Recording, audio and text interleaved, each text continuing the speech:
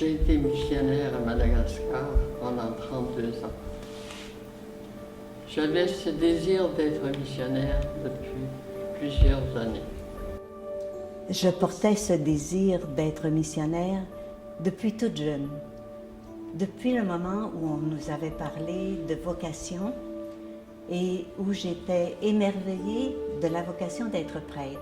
Le prêtre avait ce pouvoir de nous donner Jésus, de le faire venir parmi nous, au milieu de nous. Et je voyais que le prêtre le faisait, mais la femme, elle ne le faisait pas. Mais voilà qu'un jour, une missionnaire de l'Immaculée Conception vient nous parler des petits Chinois, pour nous vendre des petits Chinois. Et elle nous parle du travail missionnaire. Et là, me voilà intérieurement là, toute heureuse parce que ce qu'elle m'annonce, c'est que les missionnaires, elles, en pays lointain, comme il n'y a pas de prêtre, c'est elles qui annoncent Jésus, c'est elles qui le font connaître. Alors, dans mon cœur, je me disais, je serai missionnaire.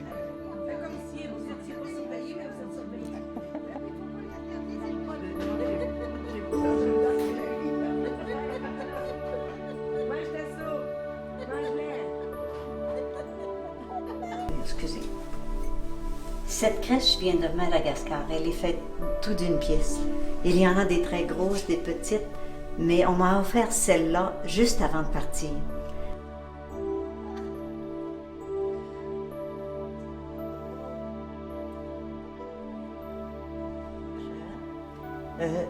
J'ai travaillé longtemps. J'ai enseigné 4 ans. J'ai travaillé en pastorale diocésaine. C'est dire que je travaillais en éducation de la foi. J'aimais beaucoup mon travail. Je trouvais cela exigeant, mais j'avais hâte d'atterrir, d'être avec les gens, de vivre ce que j'enseignais avec les gens pour vérifier, je vais dire, la croissance de la semence. Il y a un évêque qui m'a influencée parce que dans le temps des fêtes, le personnel qui travaillait à l'Office d'éducation de Québec, c'est Monseigneur Couture, il nous amenait toujours faire une visite spéciale à un groupe de pauvres. Et c'est ça qui a réveillé mon désir de dire, c'est peut-être l'heure, c'est peut-être le temps. Lorsque je suis partie pour Madagascar, c'est Sœur Pâquerette qui était responsable de formation des novices. Sœur Jeannette était responsable des aspirantes et des jeunes professes. Tu t'en souviens mieux que moi. Et ensuite, lorsque j'ai été nommée responsable des novices, elle est devenue supérieure à Mintiran. Ensuite, elle a été nommée responsable régionale. Et après avoir été régionale, quand votre mandat a été terminé, que vous avez été nommé au Conseil général, ça a été à mon tour de dire oui pour la mission au niveau de la région. Et je l'ai accepté de bon cœur parce que ça m'ouvrait la possibilité de connaître non seulement les novices que j'avais accompagnés, mais toutes celles qui avaient précédé, dont plusieurs que j'avais connues lors de leur formation à l'Uvassou. Moi, ça m'a apporté un enrichissement immense concernant toute la spiritualité franciscaine, concernant la connaissance de nos mères fondatrices, leur histoire. Et j'ai pris plaisir à chaque année de changer la manière de faire pour les faire apprécier, les faire connaître des novices. Et à mon grand bonheur, elles avaient le cœur très ouvert, très heureux de les connaître. Elles étaient même capables d'identifier celles qui leur ressemblaient le plus, puis qu'elles avaient le goût d'imiter dans leur vie religieuse.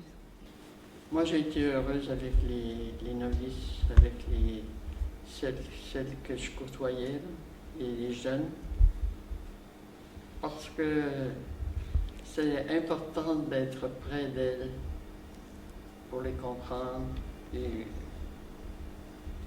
peut-être ajuster la langue aussi, s'ajuster à la langue. Puis c'est ça. J'ai été heureuse avec ces jeunes.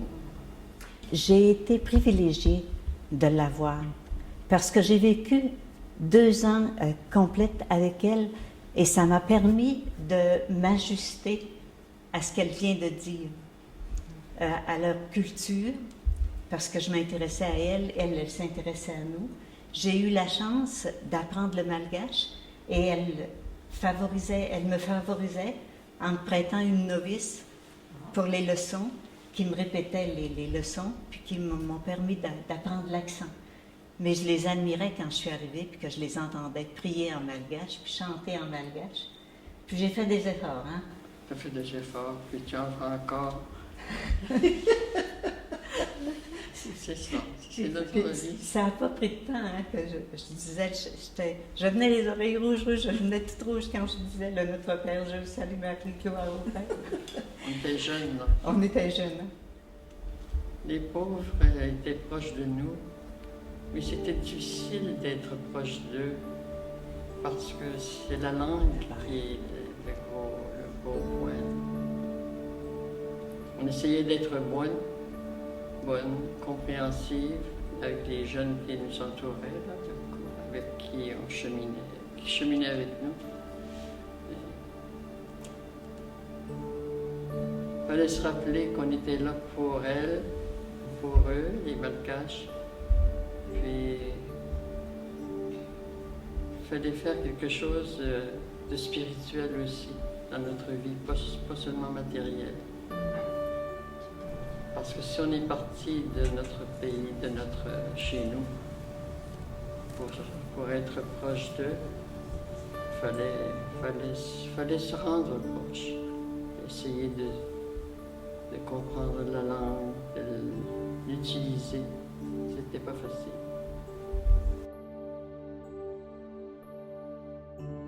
Mais comme moi, je suis arrivée longtemps après Sœur Paquette, ça me gênait de parler malgache devant mes sœurs canadiennes, mais pas avec les malgaches. Puis elles nous encouragent, mais elles rient beaucoup de nous quand on apprend le malgache. C'est drôle parce que le fait de changer un accent change complètement le mot, le sens de la phrase ou le sens. Mais moi, ce que j'ai beaucoup admiré chez les malgaches, ce que j'ai trouvé, comment elles m'ont évangélisé, c'est par leur intérêt à la parole de Dieu, par leur intérêt à connaître les constitutions, à connaître notre mode de vie, afin de vérifier sérieusement si le charisme que nous vivions était adapté à leur personnalité, à leur talent, à leurs dons. Est-ce que vous pouvez nous dire si vous avez eu de la difficulté à vous inculturer en revenant au Québec? Je n'ai pas trouvé de ça difficile. Non. Non. Non.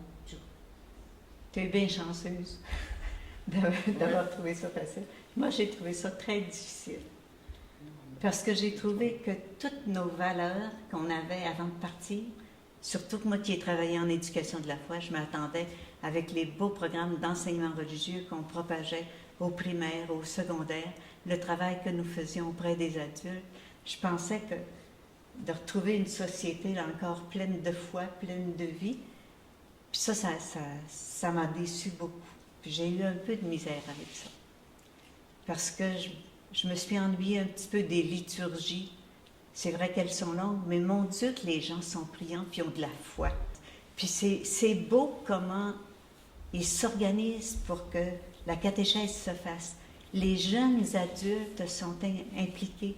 Nos jeunesses franciscaines, là, ils étaient impliqués à peu près dans tous les quartiers pour aider à l'évangélisation, à la catéchisation des jeunes.